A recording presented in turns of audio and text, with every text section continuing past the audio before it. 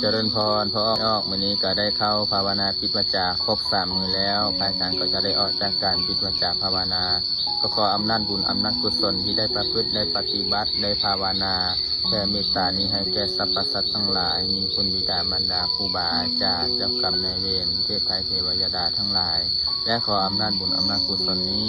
จงไปปกปักรักษาคุ้มครองให้ออกตนญาติโยมมีความสุขความเจริญสุขกายสบายใจให้มีโชคมีลาภให้มีสุขภาพแข็งแรงอย่าเจ็บอย่าจนขึ้นชื่อว่าความยากไร้ทุกข์เข็นใจอย่าได้มีแก่ท่านทั้งหลายเลยบุญใดกุศลใดที่ข้าพเจ้าที่ได้ประพฤติได้ปฏิบัติขอให้ศรัทธาญาติโยมหรือว่าสิ่งศักดิ์สิทธิ์เทพไทยเทวดาทั้งหลายจงมีส่วนร่วมอนุโมทนาเหมือนดังตนได้เฮ็ดเองเถิดสัพเพสัตตาอันว่าสัตว์ทั้งหลายทั้งปวงที่เกิดเป็นเพื่อนทุกข์เกิดแก่เจ็บตายด้วยกันทั้งหมดทั้งสิ้น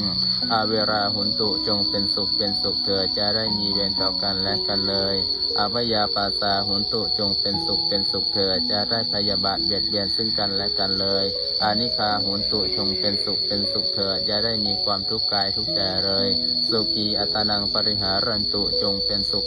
เถิดจงรักษาตนให้พ้นจากทุกข์ทั้งสิ้นเถิดด้วยบุญด้วยกุศลนี้ขออุทิศให้แก่สรรพสัตว์ทั้งหลายสัตว์น้อยสัตว์ใหญ่ขอให้ท่านทั้งหลายจงพ้นจากทุกข์ท่านทั้งหลายที่ถึงสุขแล้วขอให้จงสุขยิ่งขึ้นไปท่านทั้งหลาย